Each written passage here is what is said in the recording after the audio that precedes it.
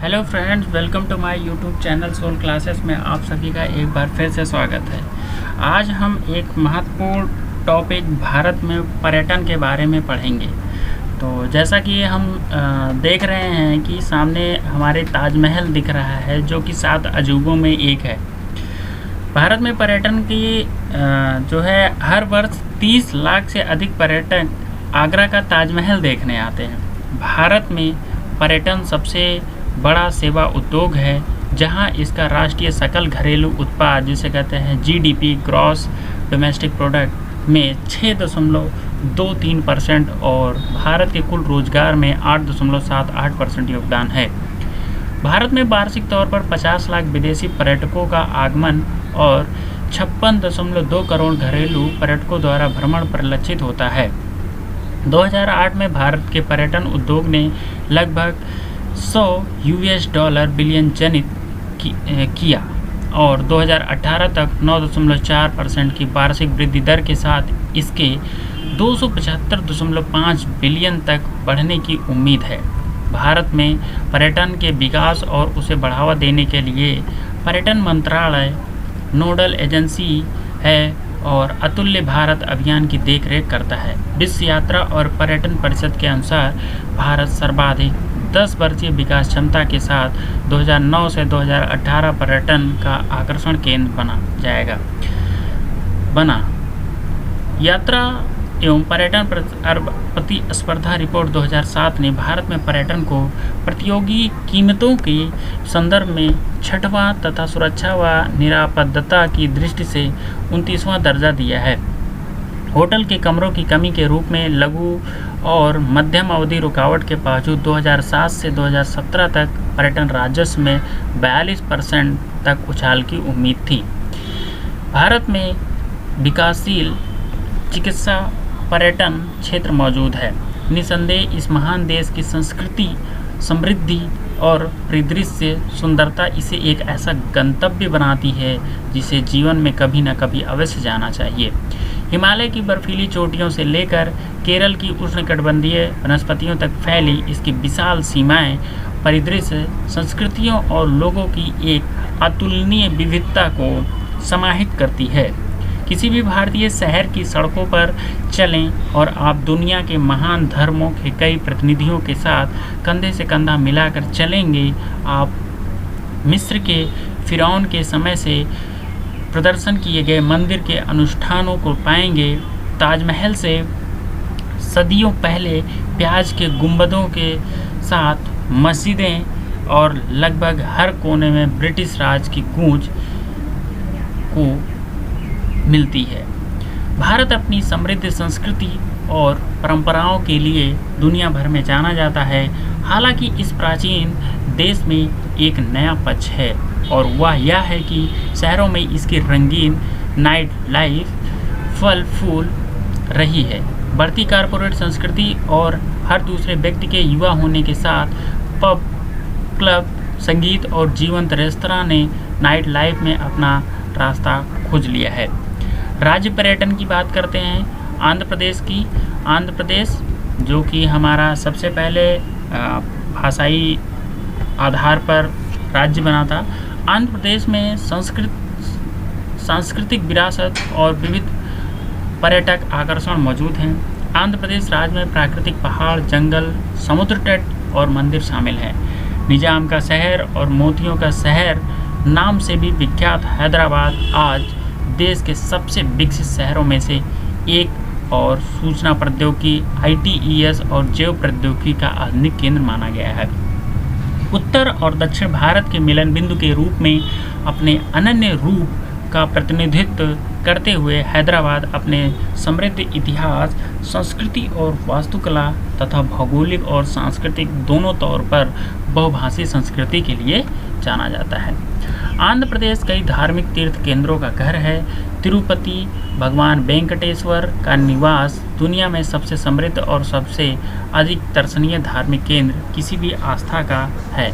श्रीशैलम श्री मल्लिकार्जुन का निवास भारत के 12 ज्योतिर्लिंगों में से एक है। अमरावती का शिव मंदिर पंचारामों में से एक तथा यादगिरी गुट्टा विष्णु के अवतार श्री लक्ष्मी नरसिंह का निवास स्थान है। वारंगल में रामप्पा मंदिर और 1000 स्तंभों का मंदिर कतिपय बारीक मंदिर नक्काशियों के लिए प्रसिद्ध है। राज्य में अमरावती, नागार्जुन, कोंडा, भट्टीप्रोलु, घंटसाला, नेलकोंडपल्ली, धूलिकट्टा, बाविकोंडा, तोटलकोंडा, सालीगुंडेम, पावुराल कोंडा, संकरम, फणिगिरी और कोलनपाका में कई बौद्ध केंद्र हैं। विशाखापट्टनम में गोल्डन बीच, बोर्रा में 1 लाख वर्ष पुराने चूना पत्थर की गुफाएं, सुरम में अर्कु घाटी, हार्सले पहाड़ियों के हिल रिसॉर्ट, पापी कोंडलू के संकरी रास्ते से गोदावरी नदी में नौका दौड़, इट्टी पोतला कुंतला के झरने और तालकोना में समृद्ध जैव विविधता इस राज्य के कुछ प्राकृतिक आकर्षणों में शामिल हैं।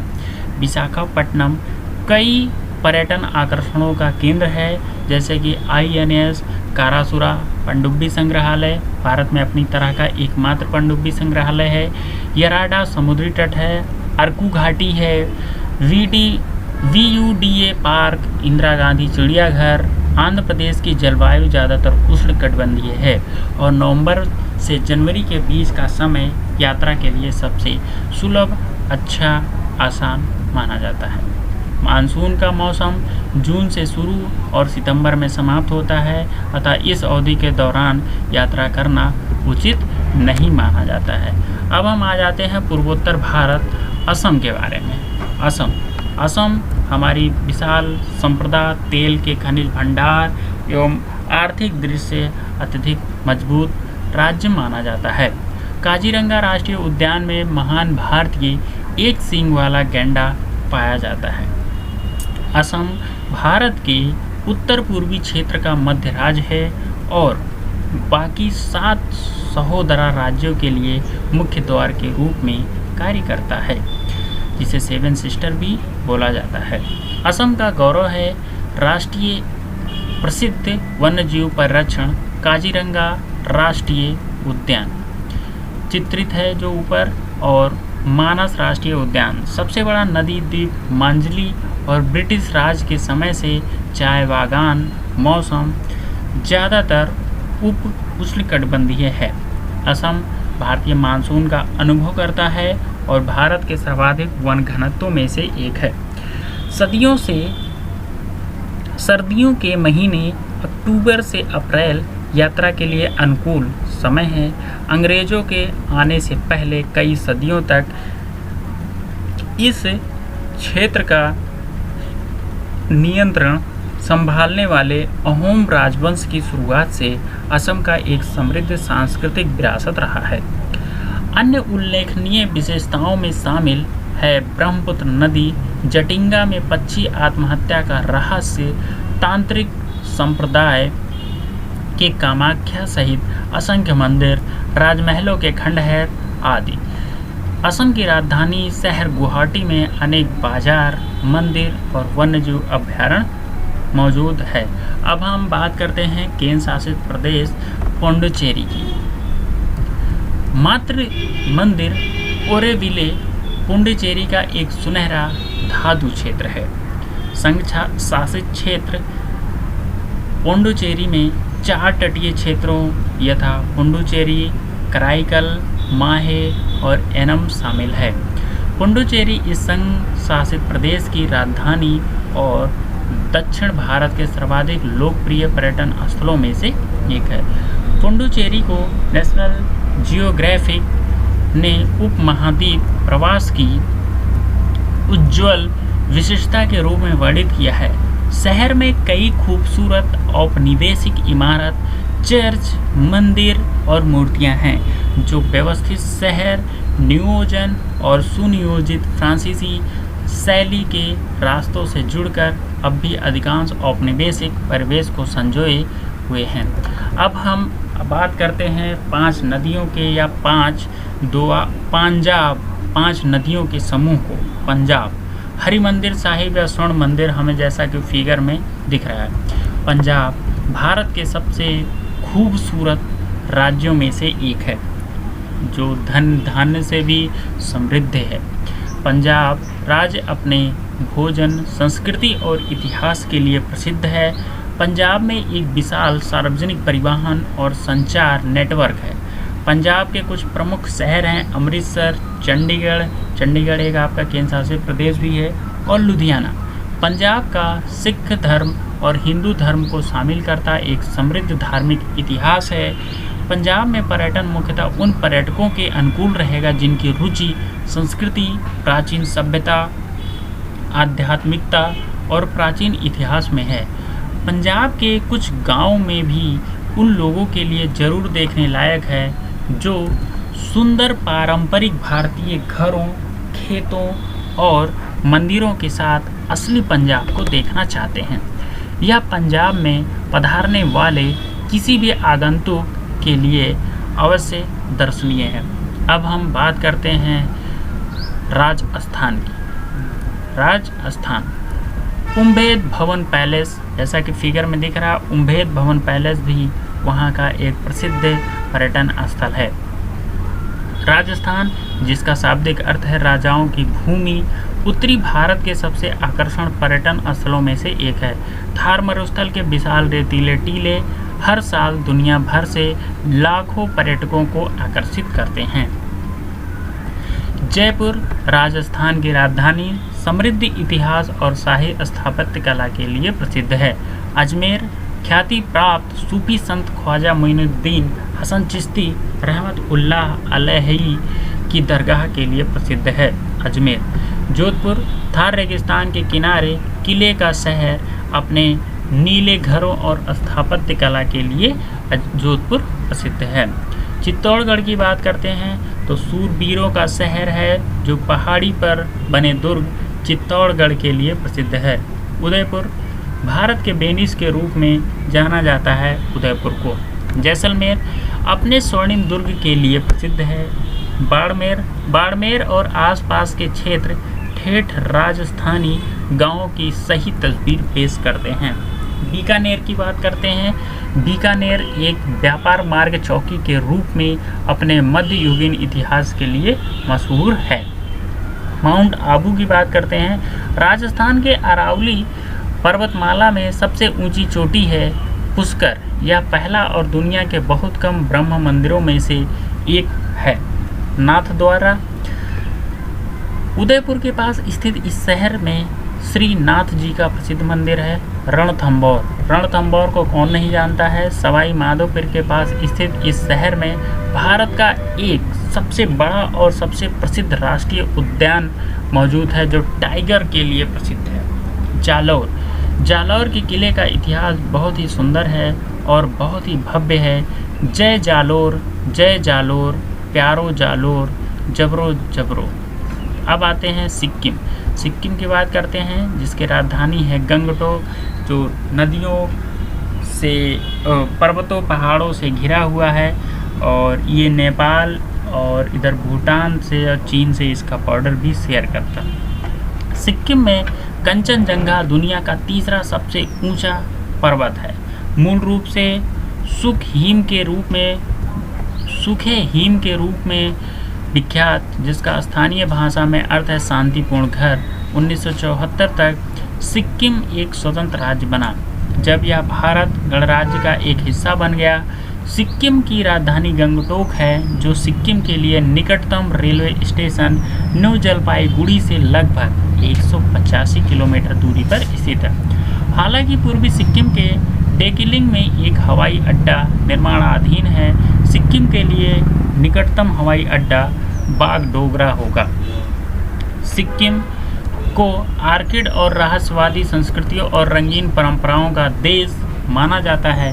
सिक्किम ट्रैकर्स और रोमांच प्रेमियों के बीच काफ़ी लोकप्रिय है क्योंकि पश्चिम सिक्किम के पास उन्हें देने के लिए बहुत कुछ है। सिक्किम के निकट स्थलों में पहाड़ों की महारानी के रूप में विख्यात दार्जिलिंग जो चाय के लिए फेमस है और कालिम्पोंग शामिल है।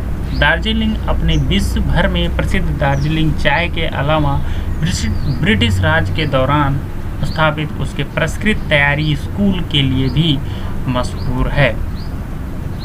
कालिम्पोंग अपनी वनस्पतियों की खेती के लिए भी प्रसिद्ध है और कई अंतर्राष्ट्रीय स्तर पर विख्यात नर्सरियों का घर भी माना जाता है। अब हम बात करते हैं तमिलनाडु। महाबलीपुरम का तटीय मंदिर हिंद महासागर का एक प्राचीन मंदिर है और यूनेस्को का एक विश्व विरासत स्थल के रूप में भी जाना जाता है। तमिलनाडु दक्षिणी भारतीय प्रायद्वीप में बंगाल की खाड़ी के तट पर अवस्थित है। चोल, पल्लव, पांड्या और विजयनगर साम्राज्य सहित कई महान शासकों ने तमिलनाडु के कुछ हिस्सों पर शासन किया था।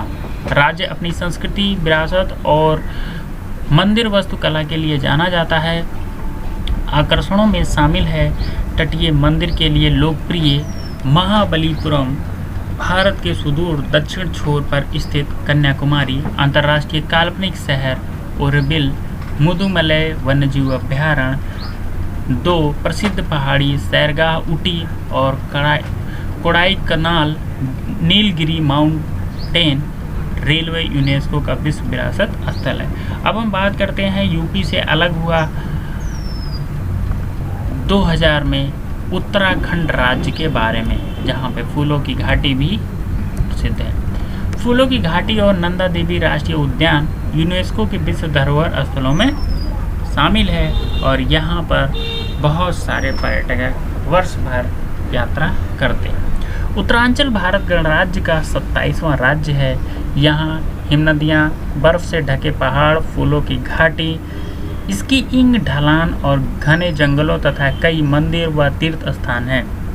हिमालय में बसे 4 धाम, 4 सबसे पवित्र और श्रद्धेय हिंदू मंदिर बद्रीनाथ, केदारनाथ, गंगोत्री और यमुनोत्री हैं। हरिद्वार, जिसका अर्थ है भगवान का प्रवेश द्वार, केवल मैदानी इलाका ही है। यह पश्चिम में सतलज से, पूर्व में काली नदी तथा 300 किलोमीटर तक विस्तृत गंगा नदी प्रणाली के लिए जल आयोजित करता है। नंदा देवी 25,640 फीट और भारत में कंचनजंगा 28,160 फीट के बाद दूसरी सबसे ऊंची चोटी है। दूनागिरी, नीलकंठ, चुखंबा, पंचचूली, त्रिशूल 23,000 फीट से ऊपर की अन्य चोटियां हैं।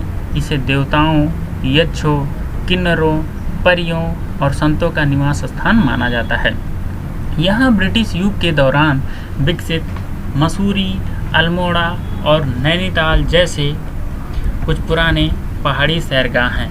अब हम बात करते हैं अपने उत्तर प्रदेश की, जो 75 जिलों से मिल करके बना हुआ है, जिसके मुख्यमंत्री श्री योगी आदित्यनाथ जी हैं और यहाँ के राज्यपाल आनंदीबेन पटेल हैं।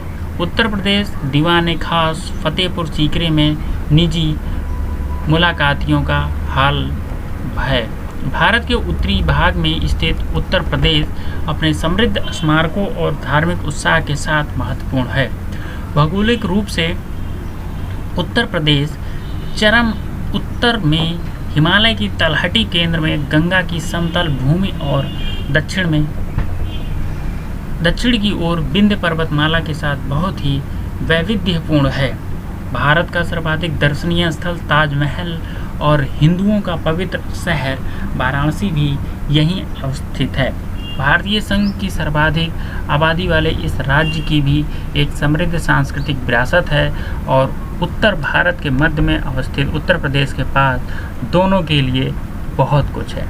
दर्शनीय स्थलों में शामिल है वाराणसी, आगरा, मथुरा, झांसी, प्रयाग, सारनाथ, अयोध्या, दुधवा नेशनल पार्क और फतेहपुर सीकरी। अब हम बात करते हैं पश्चिम बंगाल की। कोलकाता में विक्टोरिया मेमोरियल।